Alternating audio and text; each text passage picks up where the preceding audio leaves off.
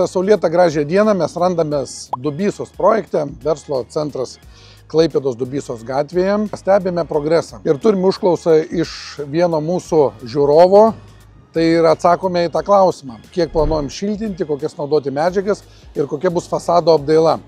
Tai už mano nugaros pastato fasadas ir matosi, kad mes naudojam neoporą, tai yra polistirenas 25 cm ir bus nuarmuotas, apdaila galutinė bus klinkerinė plytelė. Ruda, galėsiu parodyti, kaip atrodo tas vaizdas. Angokraščiai labai neblogas sprendinys bus apskardinti. Tai pamatysit, kaip bendras vaizdas atrodo. Matome, šitam fasadų dalyje yra suklijuotas putplastis, kuris bus nuarmuojamas, tinklelis, susmeigiuota ir tada bus klijuojamas klinkeris. Ačiū tau, Tomai, už užklausą ir lauksime jūsų kitų užklausų. Jeigu domina kažkas tai iš mūsų prižiūrimų objektų, drąsiai klauskit, mes visuomet atsakysim. Verslo centro Dubysa atidarimas numatomas iki šių metų galo. Tai jeigu kas ieškote Klaipėdoje komercinių patalpų, galite kreiptis. Pastebėjimai yra tokie, kad realiai liko tik tai smulkios patalpėlės antrame aukšte. Jeigu kas dominties atsinaujinti biurų, tai yra šiuolaikinį biurą su šiuolaikiniam inžinerinėm visom sistemom, kvepianti naują biurą, jeigu norite, tai dar turite galimybę pasinaudoti. Yra dar keli šoniniai loftukai, bet nenuomojami, jie yra parduodami.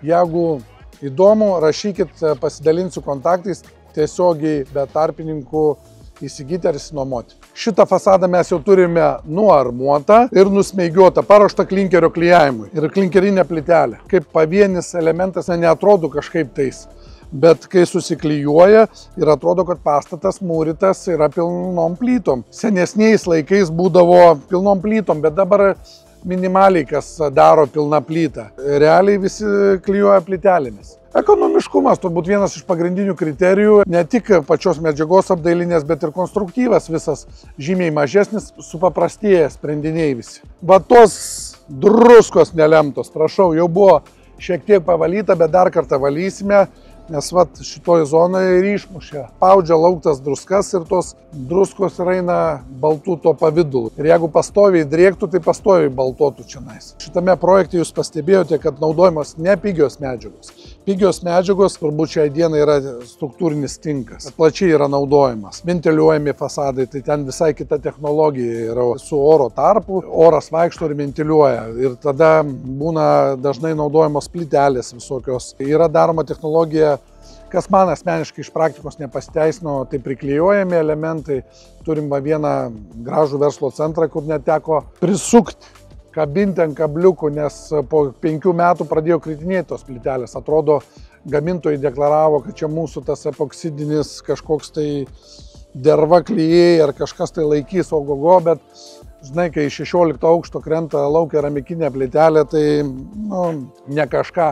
Aš už naudoti medžiagas tokias, kurios yra tvirtos ir ilgalaikės. Tai ta prasme, prisukti, prikabinti. Mes susidurėm dažnai su mūsų vėjo miestu.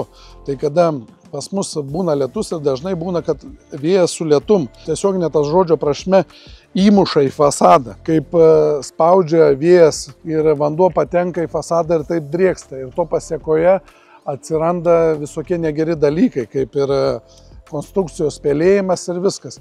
Tai aš asmeniškai nesu prieš ventiliuojamą fasadą, bet vėlgi reikėtų pagal regioną įsigilinti, kokia yra situacija. Nes Klaipėdai vienas, Kaunui kitas, Vilniui trečias variantas galimas. Šiaip renovacijose vienas iš populiaresnių dalykų, bet jisai yra brangesnis, nes jisai ir imlesnis darbų yra. Pavadinkim, man kiek tenka susidurti, tai tiesiog prie ventiliuojamo fasado atsiranda žymiai didesnės žmogiškosios klaidos. Su putplasčiu, kaip vat matot gyvas pavyzdys, tai visa plokštuma yra nusiarmuoja, automatų mažesnė žmogiškosios klaidos tikimybė. Kampai pelyje, ypač šiais laikais, kai padarai sandarų namą, tai labai svarbus momentas yra ventiliacija. O kampai indikuoja, kad yra santykinė drėgmė per didelė. Pirmu atveju pradeda šlapti kampai. Tai pradėti reikėtų nuo ventiliacijos. Jeigu kitos vietos per fasadą šlampa, tai turėtų matytis ne tik per kampus. Kas liečia ventiliuojamą fasadą, tai kaip ir daugelį dalykų atliktų darbų kokybė, vienas iš svarbesnių aspektų.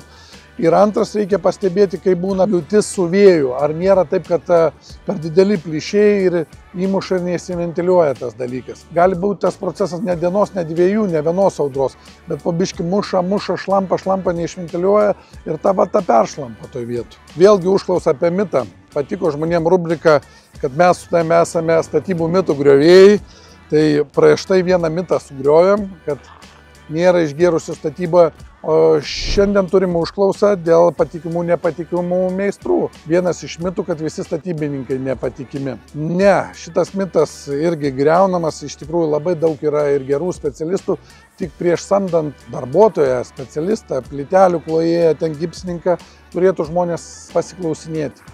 Elementariai, kur darei, ką darei, ar yra rekomendacijų iš klientų padaryti, būsiam prieš tai klientui skambutį draugoviškai, labą dieną, noriu samdyti, ar kaip atsiliepsit, pasitikrinti, su kuo turite reikalą.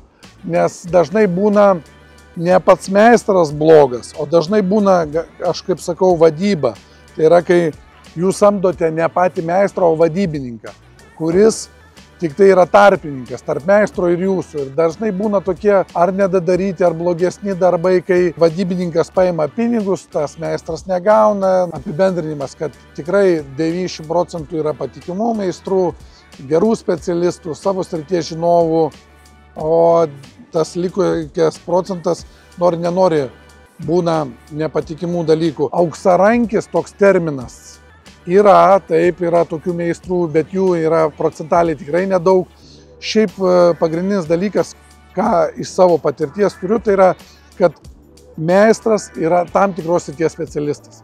Jeigu jisai gipsininkas, tai jisai suka gipsą, jisai tikrai plytelių neklijuoja, nes kompetencijas tu įgyji per tam tikrą laiką. Ir jeigu tu dirbi tam tikrą darbą, tai tu ir tampi tos srities profesionalas ir ekspertas.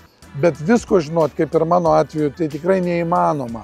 Tai kai jums ateina meistras, sako, aš viską darau, tai reiškia, jisai toks, galit papulti ir ne visiškai gero meistro. Mitas sugriautas, tikrai statyboje yra daug labai patikimų rimtų specialistų. Turim fasadą, kuris jau galutinis variantas. Tai suklijuota klinkerinė plytelė, apskardinti angokraščiai, va kaip ir minėjau, skarda rimtas sprendimas, nes būna paprasčiausias metodas, tai tiesiog užklijuoja plytelė ir viskas. Jeigu visiškai suklijuotume paprastą tą plytelę, tai būtų monotoninis vaizdas. Pamatysime viršui ne tik klinkerinę plytelę, bet ir kitokią apdailinę medžiagą, kuri panaudota. Jūs man siunčiate klausimus, o aš jums siunčiu atgal.